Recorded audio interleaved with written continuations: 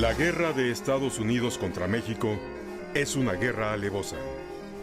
Se basó en los intereses desmedidos de grupos que veían en los territorios de su vecino débil el espacio para hacer prosperar las fincas esclavistas y el territorio para concentrar la mano de obra barata que extraería las materias primas necesarias para desarrollar sus fábricas.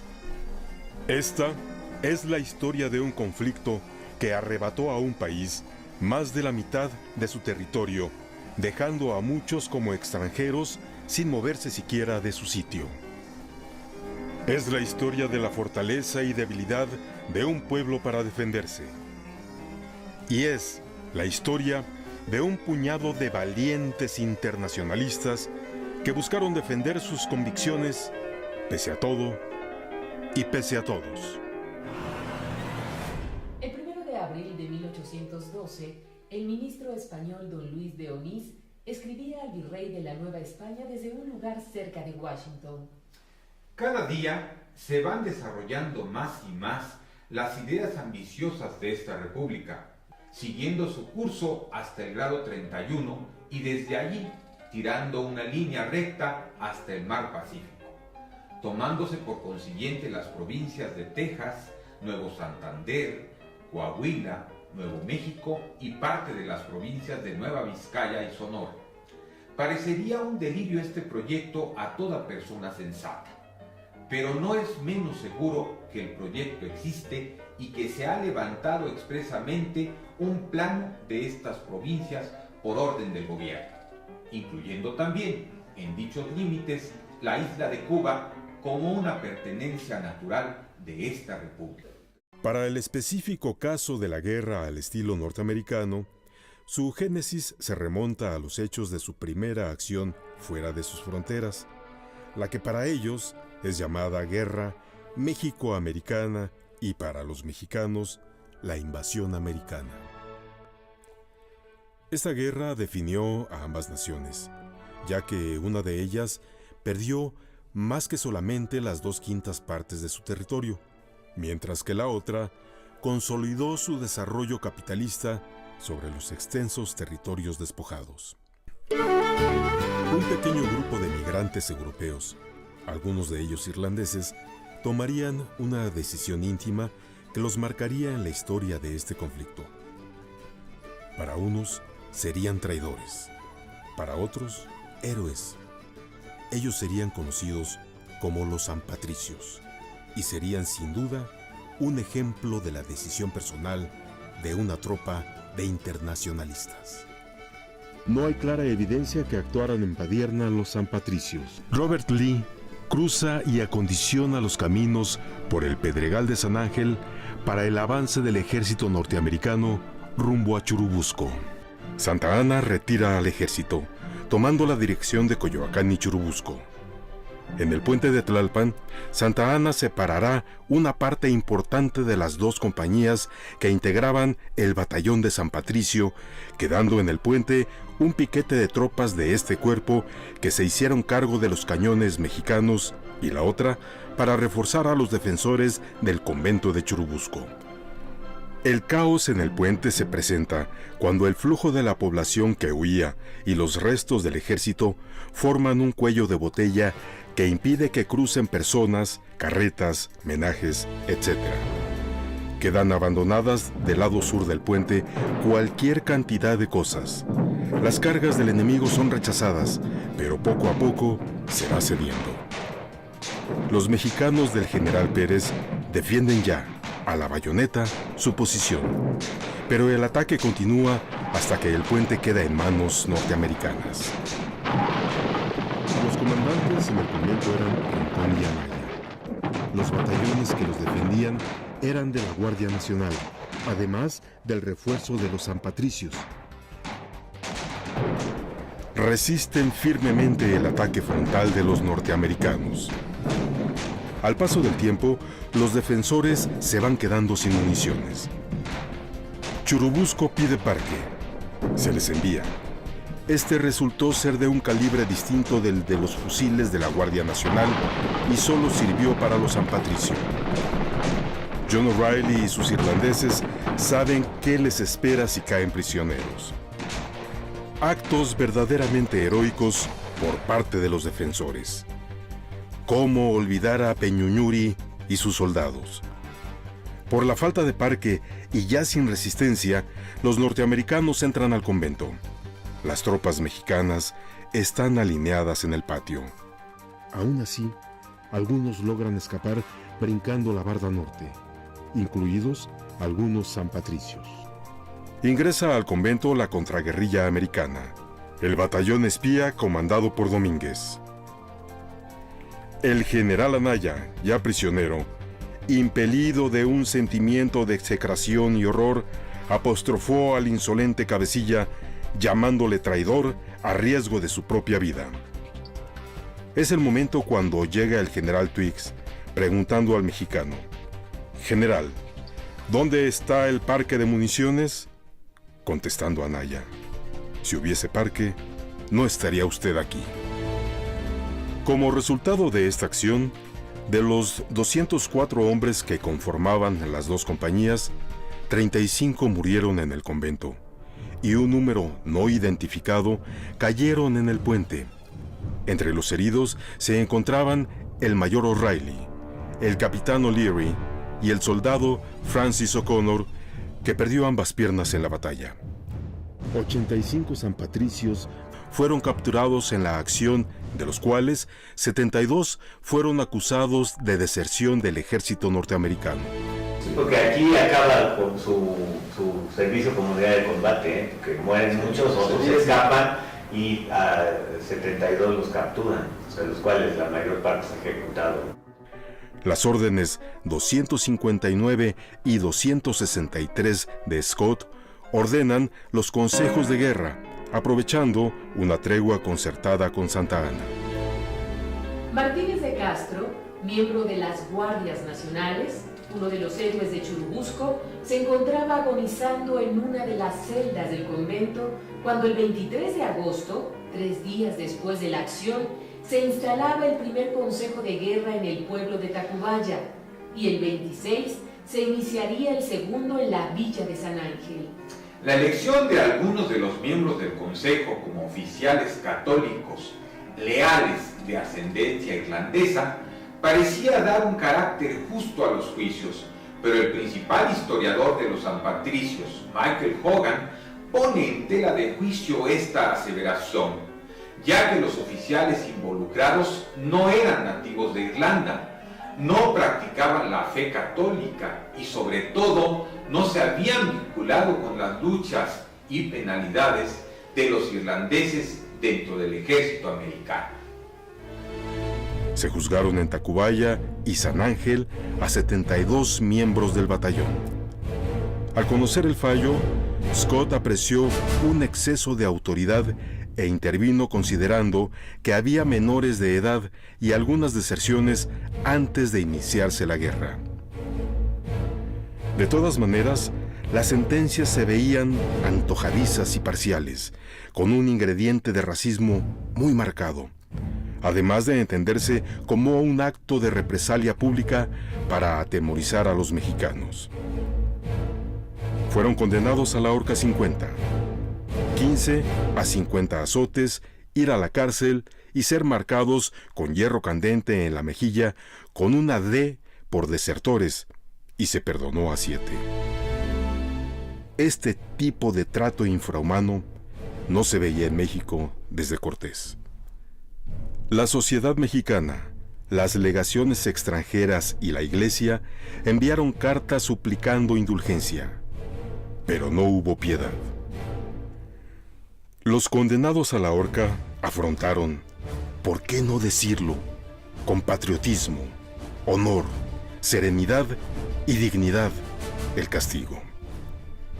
El 9 de septiembre se ejecutaron en la Plaza San Jacinto a 16. El día 10, 4 en Mixcoac, y el día 13, los últimos 30 frente a Chapultepec, cuando la bandera norteamericana empezó a ondear en el castillo.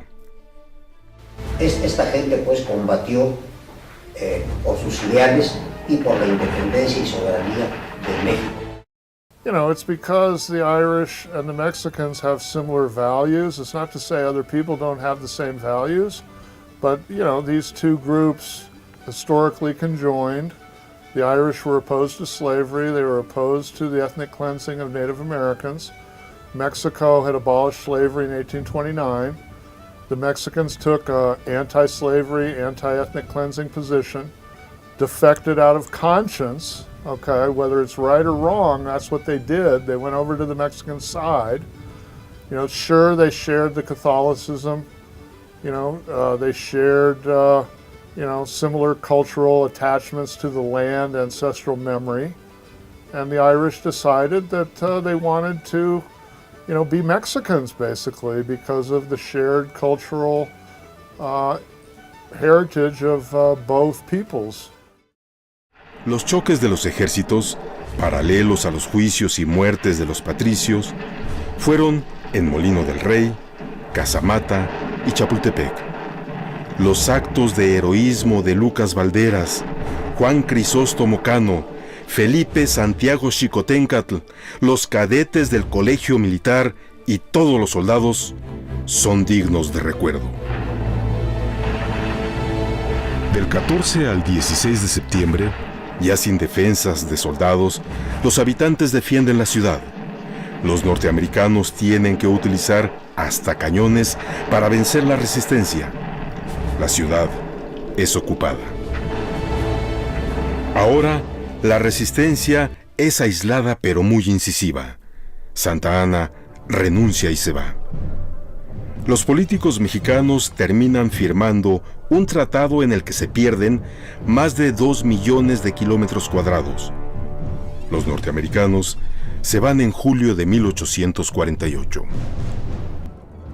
La Guardia de Honor, que sustituyó a los infantes de Marina en Palacio Nacional y los encargados de izar la bandera de México, fue formada por miembros del Batallón de San Patricio. La información de Estados Unidos, no existe un batallón irlandés, es propaganda de México. Y también no fue una invasión de México, fue un compromiso con México para comprar algunos territorios. Y mi investigación más profunda descubrió que es pura mentira. Sí existe un batallón de irlandeses, no todo irlandés, es parte irlandés, pero 90% irlandés, y también soldados de otros países que unieron con los mexicanos cuando Estados Unidos invadió México en 1846. Y descubrió también que Abraham Lincoln fue un representante del Congreso en este momento, resistir el voto para declarar guerra contra México. Como dato importante en la vida norteamericana, los territorios obtenidos definen el desarrollo económico y social de ese país. Entre los soldados norteamericanos que tuvieron acción en esta guerra, destacan Thomas Jackson y Robert Lee, que participarían después como líderes en la Guerra Civil Norteamericana en el bando confederado. 3 más que fueron presidentes de su nación: Zachary Taylor, Jefferson Davis de la Confederación y Ulysses Grant, quien escribió en sus memorias: "Me despertó una enconada oposición a la medida, y hasta la fecha considero la guerra de los Estados Unidos contra México como una de las más injustas que jamás haya librado una nación fuerte contra una débil". Los sobrevivientes del batallón siguen las instrucciones del gobierno y participan en las acciones ordenadas contra los disidentes al Tratado de Paz. Final battle of Chapultepec Castle, you know, the Irish are also, along with the Niños Héroes, martyring themselves for the cause of Mexican freedom, with new Irish citizens included. O'Reilly fue nombrado teniente coronel y la unidad actuó en la pacificación del país en caos después de la guerra hasta que intrigas la hicieron desaparecer en 1850. Aún así, muchos San Patricio siguieron la carrera militar en el país. Otros causaron su baja y por sus méritos fueron recomendados por el gobierno mexicano, como lo demuestran nuevos documentos localizados en el Archivo General de la Nación durante la presente investigación.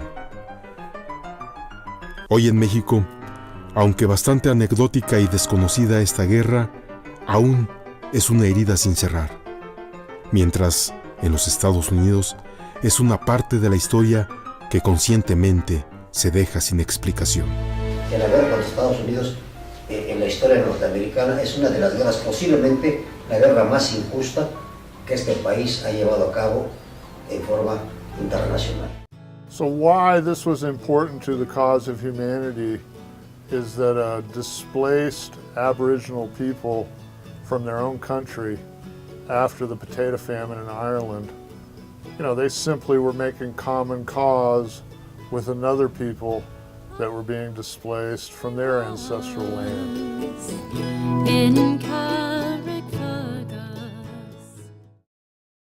Los grandes perdedores serían las generaciones siguientes, aquellas que perdieron un país y tendrían que vivir con esa vergüenza, aquellas que tuvieron que reconstruirse aunque implicara trasladarse a otro sitio, como los ciudadanos que fundaron Nuevo Laredo, dejando sus posesiones en el otro lado. Ese sentimiento cambió a México y en mucho lo marcó.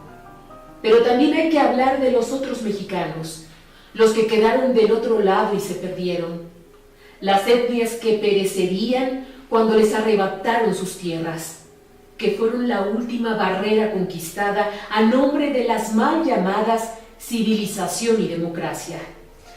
El primer capítulo de la conquista del oeste se intenta olvidar, pero algunos grupos de personas, entre ellos los miembros del batallón de San Patricio, nos hacen recordar. Hombres que tomaron una decisión personal que los enfrentó con el poder.